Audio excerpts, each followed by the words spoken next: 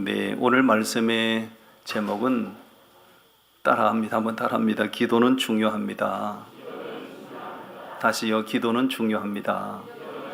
네, 오늘 말씀의 제목입니다. 기도는 중요합니다.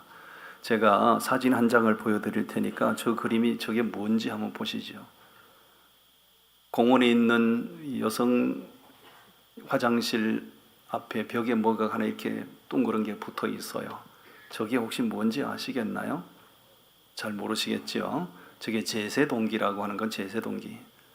심장 충격기 가까이 AED라고요.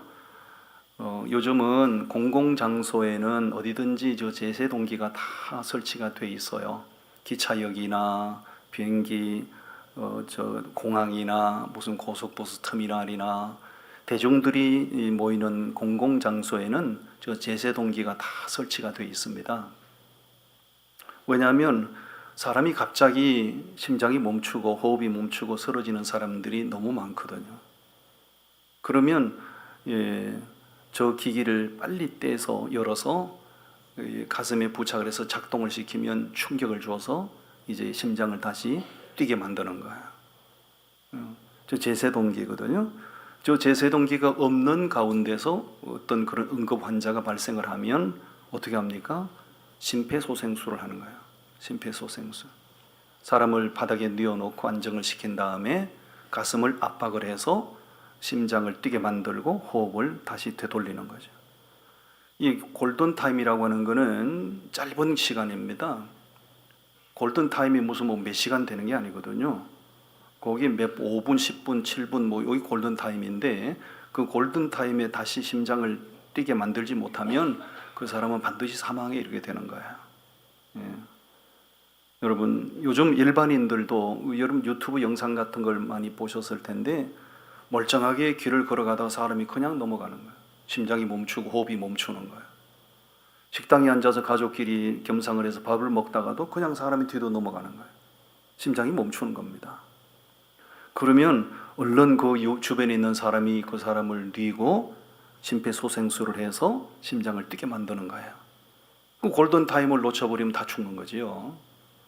그래서 요즘은 일반인들도 기본적으로 심폐소생술을 익혀 놓으셔야 됩니다. 왜냐하면 언제 우리 가족 내 삶의 환경에서 언제 그런 응급 상황이 발생할지 모르기 때문에 그래요. 여러분, 옆 사람 물어보세요. 오늘 심장은 뛰고 있나요? 오늘도 심장이 정상적으로 뛰고 있다는 거 정말 감사하고요. 내가 스스로 호흡할 수 있다는 거 정말로 다행스러운 일이에요. 여러분, 스스로 호흡할 수 있는 것이 얼마나 좋아요. 근데 호흡을 하기는 하지만은 스스로 자가 호흡이 안 되는 사람은 인공호흡기를 달아서 기기에 의해서 강제로 호흡하는 사람이 있잖아요. 그렇게 되면 고통이죠. 여러분, 스스로 호흡하는 사람, 스스로 심장이 정상적으로 뛰는 사람, 그런 사람은 건강한 사람이고 그런 사람은 다행입니다. 아멘. 제가 왜 이 이야기로 설교를 시작하느냐 하면 우리의 신앙생활에 있어서 기도라고 하는 것은 심장을 뛰게 하는 것과 같은 거예요. 호흡을 하게 하는 것과 같은 거예요. 신앙생활에 있어서 기도를 하지 않는다, 기도가 멈췄다, 기도를 쉰다, 그럼 심장이 멈춘 것과 똑같은 거죠. 살아도 산 게 아닙니다. 대부분 자기 신앙을 합리화시키고 자기 신앙을 그렇게 정당화시켜서 그렇지 기도 생활을 힘쓰지 않는 신앙생활은 미안하지만 심장이 멈춘 것과 똑같은 거예요. 심장을 뛰게 해야 됩니다. 할렐루야. 호흡을 하게 만들어야 되는 거예요. 그래서 오늘 말씀의 제목이 기도는 중요합니다. 한번 따라합니다. 기도는 중요합니다. 기도는 무엇과 같이 중요한가? 첫 번째 주제입니다. 오늘 본문에서 확인할 수 있는 거예요. 6절과 7절입니다. 기도는 홍수가 터지기 전에 제방 공사하는 것과 같다. 홍수가 터지기 전에 제방을 튼튼히 쌓아 올리는 것과 같다. 자, 6절 말씀을 우리 다 같이 읽어봅니다. 6절 말씀 시작. 이로 말미암아 모든 경건한 자는 주를 만날 기회를 얻어서 주께 기도할지라. 진실로 홍수가 범람할지라도 그에게 미치지 못하리이다. 예, 홍수가 범람을 하더라도 평소에 늘 주님 만날 기회를 만들어서 기도를 많이 힘쓰는 사람은 홍수가 범람할지라도 그 사람을 침몰치 못한다. 그러니까 평소에 기도 생활을 힘쓰는 것은 홍수가 터지기 전에 제방을 높이 쌓아 올리는 공사와 같다, 그 얘기입니다. 여러분 2년 전에 기억하시지요? 태풍 흰남노 사태를 아십니까? 강력 태풍 흰남노가 우리 창원 마산을 경고해서 울산, 부산, 경주, 포항을 초토화시켜 버린 거예요. 제 고향도 완전히 다 엉망이 돼 버렸어요. 고향 교회가 다 완전히 다 침몰했다, 폐허가 됐다는 얘기를 듣고 제가 달려갔잖아요. 그때 사진 한번 보여드릴게요. 한번 보세요. 저기 보면 뭐 길이고 뭐고 뭐 구분이 안 되지요. 뭐 자동차고 집이고 다 떠내려갔고요. 저 파란 컨테이너 앞에 움푹 패인 데가 저 고향 교회 사택이 있던 자리입니다. 저게 새벽에 폭우가 갑자기 집중 폭우가 쏟아지니까요, 감당이 안 되는 거다. 잠을 자다가 목사님 사모님이 목사님은 새벽에 예배당에 나가 계셨고 사모님은 주무시다가 사택이 그냥 통째로 떠내려가는 거예요. 그 사모님이 떠내려가다 구사일생으로 살아난 거지요. 달려가 보니 상황이 철했다고요.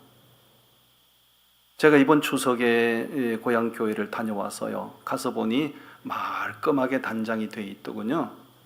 예배당이 잘 이렇게 정비가 돼 있고 저렇게 운동기구도 설치가 돼 있고요. 옆에 하천은 이번에 다시 그 흰남노 사태를 겪으면서 제방 공사를 잘 이렇게 한 거예요. 이 흰남노 사태를 겪기 전까지는 우리 고향 사람들이 제방 공사의 중요성을 몰랐어요. 뭐 적당하게 비가 오면 그냥 흘러내려가겠지라고 생각했죠. 그런데 너무 집중 폭우가 쏟아지니까 제방이 붕괴된 거 아니에요. 그러니까 예배당이 이거 동네고 뭐고 소도 떠내려가고 집도 떠내려가고 자동차 떠내려가고 다 떠내려가 버린 거예요. 이 제방 공사가 평소에 제방을 튼튼하게 쌓아 올리는 것이 얼마나 중요한지를 이 사건을 경험하면서 온 동네 사람들이 실감을 한 거지. 그래서 이번에 가보니 하천을 넓히고 제방을 튼튼하게 쌓아 올려놨던 거예요. 이제는 어느 정도 뭐 폭우가 쏟아져도 그런 일은 없겠다는 생각을 하고요, 안심을 하고 돌아왔습니다. 오늘 본문으로 돌아가서요, 여러분 기도라고 하는 것은 홍수가 범람하기 전에 제방 공사를 튼튼하게 하는 것과 같다고 말씀해요. 6절 말씀 다시 한번 읽어보실까요? 6절 말씀 시작.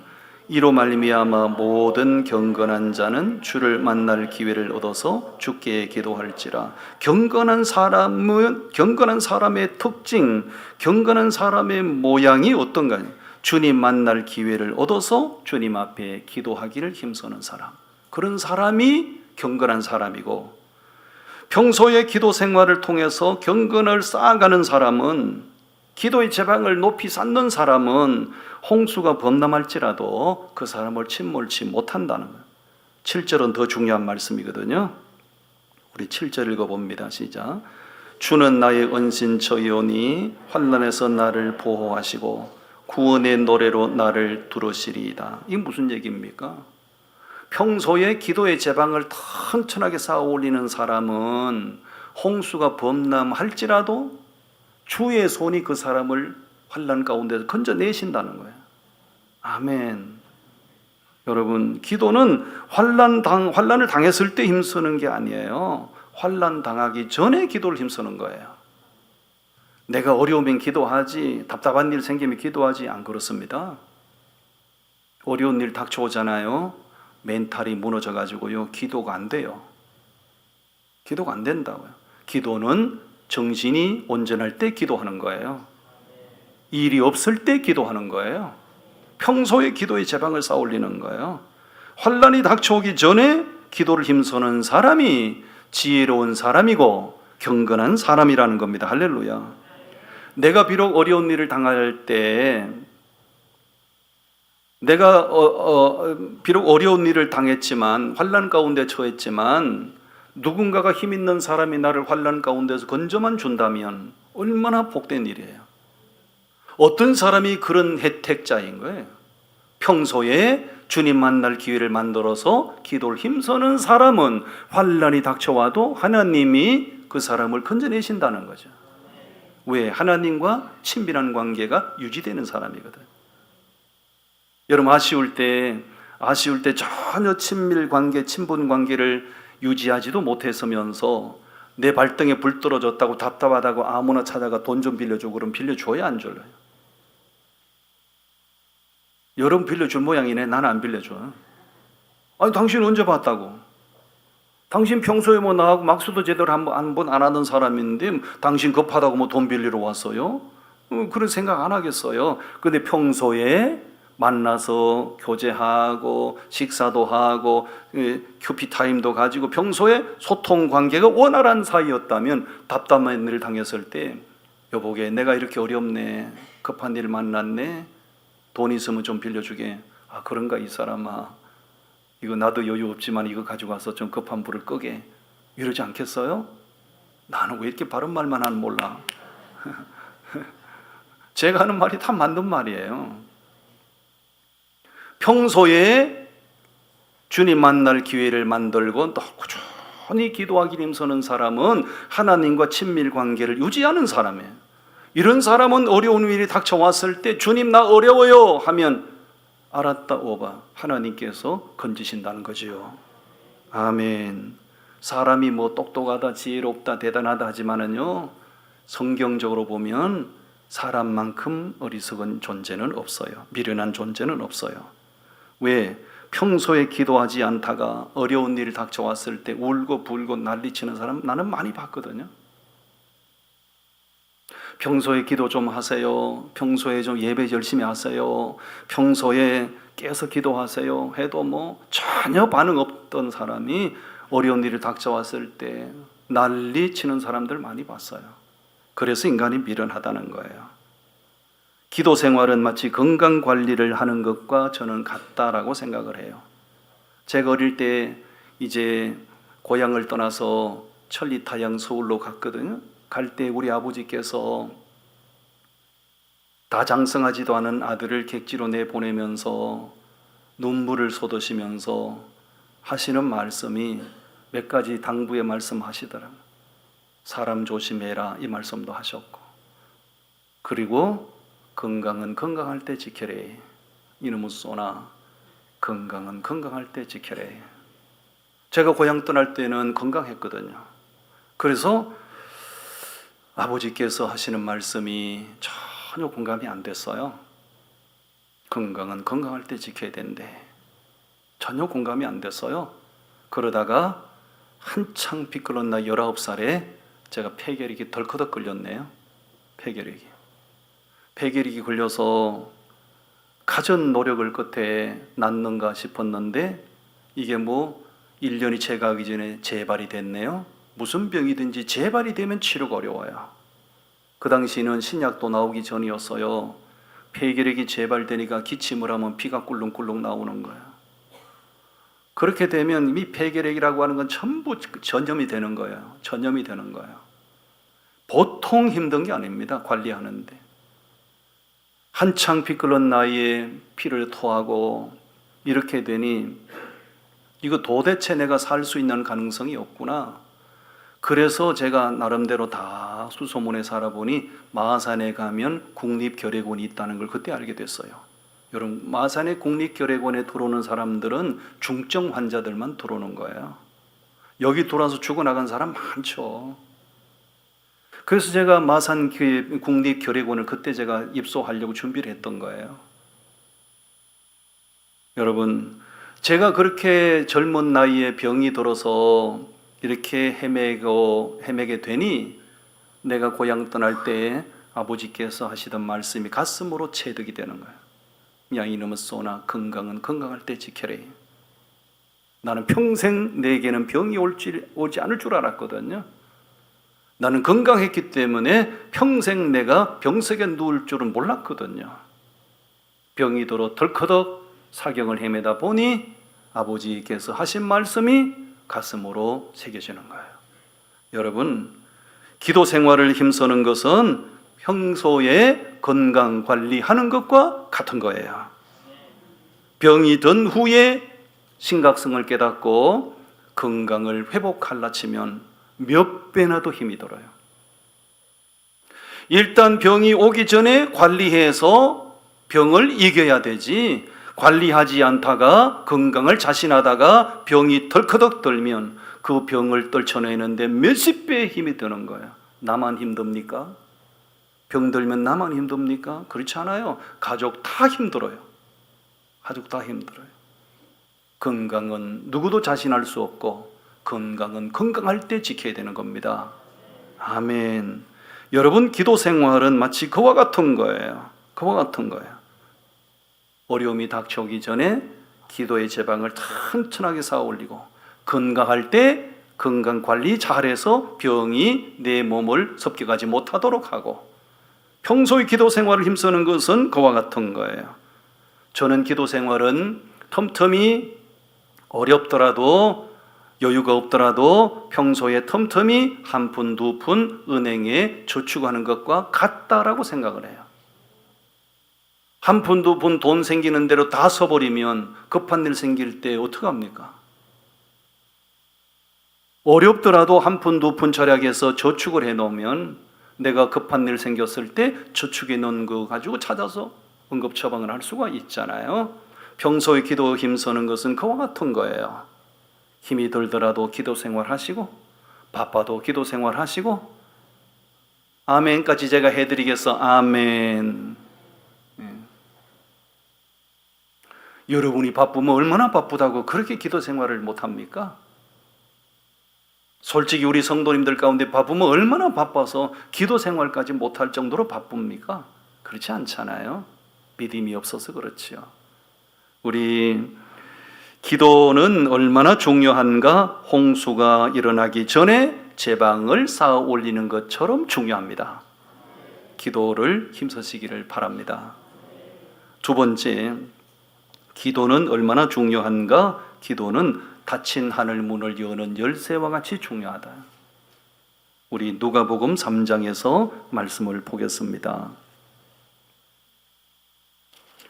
누가복음 3장 21절과 22절 말씀인데 우리 같이 읽으시겠습니다. 시작.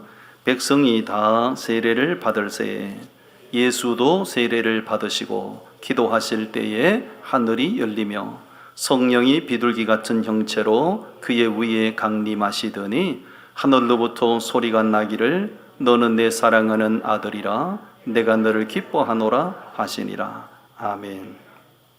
자, 저를 보시죠. 예수님은 기도하실 필요가 있는 분인가요? 없는 분인가요? 예수님은 하나님 당신이기 때문에 기도의 필요성이 없는 분이에요. 근데 지금 예수님께서 요단강에 나오셔서 세례 요한에게 세례를 받으시고 기도하셨다.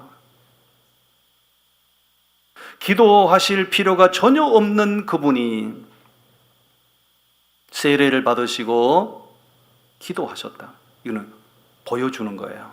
왜냐하면 예수님이 세례 받으시는 그 요단강에는 그 당시에 전 사방에서 유대인들이 거의 다 몰려와 있었거든요. 그걸 다 지금 보고 있는 거예요. 그 집중해서 보고 있는 그 백성들을 보라고 예수님께서 세례 받으시고 올라오시면서 기도하시는 걸 보여주시는 거죠. 자, 기도하실 때 세 가지 놀라운 역사가 일어나요. 첫 번째, 기도하실 때 하늘이 열렸어요. 할렐루야. 두 번째, 성령이 비둘기같이 그의 머리 위에 성령이 강림하셨어요. 세 번째, 하늘로부터 음성이 들려서요. 내가 너를 기뻐하노라. 너는 내 사랑한 아들이라. 예수님이 세례 받으시고 기도하실 때 첫째, 하늘문이 열렸어요. 둘째, 성령이 임해서요. 셋째, 너는 내 사랑하는 아들이다. 하나님의 음성을 들어서요. 이거를 거기 사방에서 모인 모든 백성들에게 지금 다 보여주시는 거예요.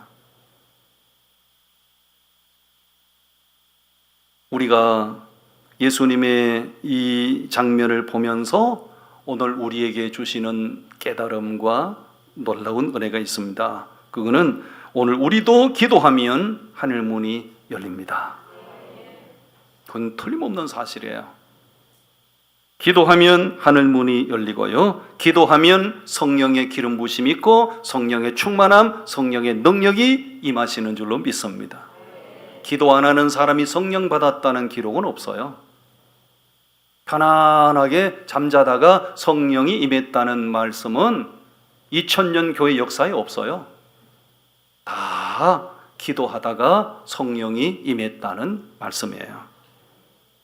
그리고 오늘 우리도 기도하면 하나님께서 너는 내 사랑하는 아들이다, 주님의 음성을 듣게 될 줄로 믿습니다. 아멘. 그러므로 기도는 절대로 무시할 수 없어요. 기도는 절대로 외면할 수도 없어요. 아멘. 야고보서 5장에 보면 엘리야에 관한 말씀이 나와요. 엘리야가 선지자로 활동할 때 이스라엘을 통치하던 왕은 그 악하기로 유명한 아합 왕이었어요. 아합 왕이 그 마이웨이를 선포했죠. 이방 여인들을 무수하게 자기 아내로 맞아들여서 이방 여인들의 영향을 받아서 아합 왕이 하나님을 떠나죠. 하나님을 떠나서 이방 여인들이 섬기던 온갖 잡신을 다 받아들였죠. 여호와 하나님을 섬기던 나라가 온갖 잡동산이 우상천지로 변해버렸어요. 선지자들이 그 왕을 향해서 지적을 하고 책망을 하고 경고해도 마이웨이, 내가 왕인데 뭐 니까지 깨, 내가 왕인데. 자신의 그 어리석은 행위가 백성들을 고통으로 몰아넣는 것인 줄 그는 깨닫지 못했어요. 그래서 말씀을 전하던 엘리야 선지자가 갈멜산에 올라가서 하나님, 이 무지한 이 교만한 왕을 깨닫게 해주십시오. 엘리야가 기도할 때 하늘문이 닫혀버렸어요. 하늘문이 닫혀버리니 3년 6개월 동안 하늘문이 닫혀버리니 비가 한 방울 내리지 않아서요. 생명 있는 것들은 다 죽어 넘어가는 상황이에요. 그 고통을 보다 못해 엘리야가 다시 갈멜산에 올라가 기도하니 닫혔던 하늘문이 열리고 먹구름이 끼고 장대비가 쏟아지는 역사가 있었다. 기도하니 하늘문 닫혔고 기도하니 하늘문 열리고. 하늘문을 열고 닫는 키가 뭐냐 이거죠. 그건 기도입니다. 기도입니다. 세상을 살아가면서 열리는 건 다 좋은 건데요, 닫히는 건 거의 대부분이 좋지 않아요. 사람 내 마음도 오픈 마인드가 돼야 되거든요. 마음이 모든 사람을 향해서 이렇게 오픈이 돼 있어야 돼요. 그래서 누구하고도 소통이 가능하고 누구하고도 대화가 가능하고 그게 좋은 거거든요. 그 대인관계가 원만한 사람은 절대 우울증 안 걸리죠. 근데 이게 마음이 자꾸 이렇게 자기도 모르게 자꾸 움츠러들고 닫히고 대화가 끊어지고 관계가 끊어지면 그 사람은 10중 8구 우울증 걸립니다. 우울증 걸린 사람 치고 대화 채널이 열려있는 사람 거의 없어요. 심지어는 부부간에도 대화가 다 끊어진다고, 우울증이 오면. 가족 간에도 대화가 다 끊어져요. 자기도 모르게 마음이 자꾸 닫히는 거예요. 우울감에서 헤어나지를 못하는 거예요. 마음이 활짝 열리시기를 바랍니다. 아멘. 옆 사람 축원해서 내가 당신을 향하여 마음이 열려 있습니다. 당신도 내게 마음을 열어주십시오.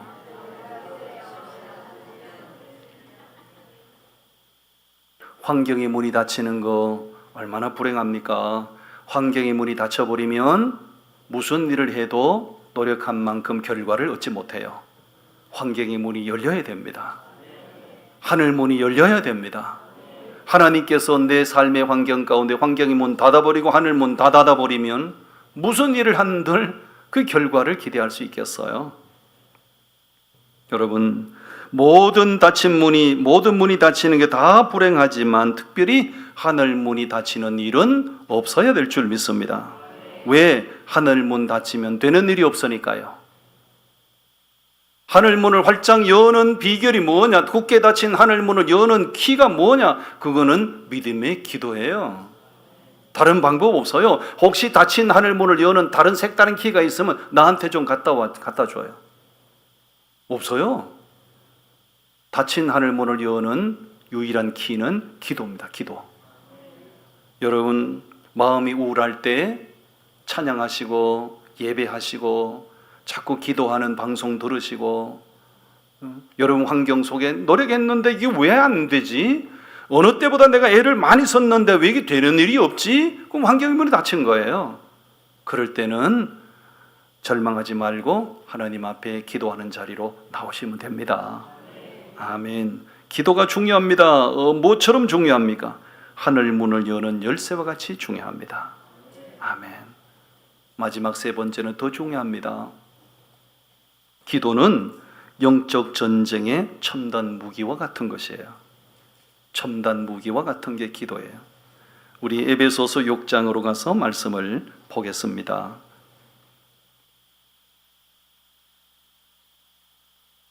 에베소서 6장 11절 말씀을 우리 10절부터 다 읽어야 되는데 시간이 없기 때문에 에베소 6장 11절을 먼저 읽도록 합니다. 11절 말씀 시작. 마귀의 간계를 능히 대적하기 위하여 하나님의 전신갑주를 입어라. 뭘 입으라고요? 하나님의 전신갑주를 입어라. 왜 전신갑주 입으라는 거예요? 마귀의 간계를 대적하여 이기기 위해서 하나님의 전신갑주를 입어라. 다시 말하면 신앙생활은 사탄 마귀와 한판 승부다 그 얘기입니다. 신앙생활은 취미생활이 아니에요. 신앙생활은 여가선용이 아니에요. 신앙생활은 사단 마귀와의 전쟁이에요. 근데 문제는 나는 약한데 사단 마귀는 강하단 말이죠. 약한 내가 강한 존재를 싸워서 이길 수 있는 방법이 뭐냐? 하나님의 전신갑주를 입는 거예요. 하나님의 전신갑주를 그림을 보여드릴 테니까 한번 보십시오. 11절부터 17절까지 말씀을 그림을 그리면 딱 저 모양이 나옵니다. 완벽하게 무장한 군사의 모습이죠.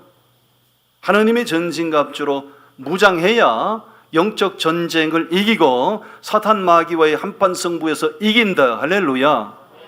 그런데 그게 전부 다인 줄 알지만 그렇지 않다는 거예요. 18절 말씀을 보세요. 에베소서 6장 18절을 우리 다 같이 읽어봅니다. 시작. 모든 기도와 간구를 하되 항상 성령 안에서 기도하고 이를 위하여 깨어 구하기를 항상 힘쓰며 여러 성도를 위하여 구하라. 아멘. 자, 하나님의 전신갑주 입었잖아요. 그냥 승리합니까? 안 돼. 그게 아니라는 거예요. 하나님의 전신갑주로 무장해서도 그리고 힘써야 될 일이 있어요. 그게 뭐예요? 깨어 기도하는 겁니다. 기도하지 않으면 하나님의 전신갑주 무장해도 승리할 수가 없습니다. 아멘. 무시로 성령 안에서 기도하고 기도하지 않고는 하나님의 도우심을 기대할 수가 없습니다. 만약에 여러분 가운데 나는 기도도 별로 안 했는데 잘 되는데요? 그거 위험한 겁니다. 그거 위험한 겁니다. 나 기도도 안 했는데 하는 일 잘 됐는데요? 그거 얼마 못 갈 거려. 그렇게 만약에 생각하는 분이 계시면 조만간에 하나님이 그게 아니라는 걸 깨닫게 해주실 거예요. 기도는 대단히 중요합니다. 북한의 김정은이가 제일 무서워하는 첨단 무기가 있다고 들었어요. 그게 바로 B-21 스텔스 전폭기를 제일 무서워한다고 그래요. 지금 이 가오리처럼 생겼잖아요. 이 스텔스 21 전폭기가 출동했다고 그러면 김정은이는 바로 지하 벙커로 들어가는 거예요. 이 B-21 전폭기는요, 어마무시한 겁니다. 어마무시한 겁니다. 미국이 자랑하는 최첨단 무기예요. 이거는 스텔스 전폭기이기 때문에요, 레이더의 포착이 안 됩니다. 일반 전폭기가 날아가면 굉장한 소음이 나거든요. 이거는 소음도 없어요. 자, 레이더의 포착도 안 돼, 소음도 없어. 그리고 한 번 이 전폭기는요, 급유를 하면요, 여기서 우리나라에서 괌까지 왕복을 합니다. 이 전폭기는요, 조종사가 없어도요, 평양에 들어가서 4일 동안요, 평양 그 지도부를 정밀 타격을 하는 거예요. 그러니까 김정은이가 이 스텔스 21 전폭기 떴다고 그러면 바로 지하 벙커로 들어가는 거예요. 가격이 궁금하시죠? B-21 전폭기 한 대 가격이 우리 돈 8천억입니다. 8천억. 어마무시한 거죠. 어마무시한 거죠. 우리나라에는 아직도 B-21 전폭기가 없어요. 너무 이거는 엄청난 국방 예산을 투자해야 되기 때문에 이걸 갖출 수가 없는 거예요. 그건 우리나라에 수시로 날아오거든요. 수시로 날아와서 청주공항에 다 포진하고 있는 거예요. 김정은이 까불었다 그럼 떠는 거예요. 여러분, 김정은이가 B-21 전폭기를 그렇게 두려워한다고요. 제가 이 얘기하는 이유를 아시겠습니까? 사단 마귀가 가장 무서워하는 첨단 무기가 뭐라고 생각하세요? 성도들의 기도입니다. 왜? 성도들이 기도하는 걸 사단 마귀가 왜 그렇게 두려워할까요? 사단 마귀는 영적인 존재이기 때문에 하나님의 자녀된 우리가 기도하면 전능하신 하나님이 역사하시는 걸 아는 거예요. 나는 피조물인데 천지와 만물을 창조하신 능력의 하나님을 내 편 되게 만들고 나를 위해서 일하시게 만드는 비결이 뭔가? 그거는 믿음의 기도예요. 아멘. 기도하면 사단 마귀가 쫄고, 기도하면 사단 마귀가 움츠러들고, 기도하면 사단 마귀가 천길만길 도망가게 되는 줄 믿습니다. 기도합시다. 할렐루야. 아멘. 하나님이 그렇게 폭염을 기승을 부리게 하시다가, 그렇게 밤에 잠을 못 재우시고 우리 잠을 못 자게 하시다가 이렇게 일기를 주장하셔서 왜 그렇게 하시는가? 기도하라고.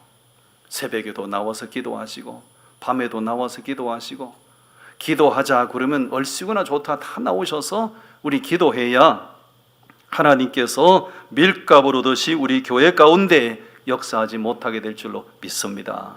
기도하면 병도 떠나갑니다. 왜? 하나님이 역사하시니까요. 뭐 좋다는 약 다 먹어봐도요, 하나님이 한 방에 끝내는 게 더 낫습니다. 아멘. 기도하겠습니다.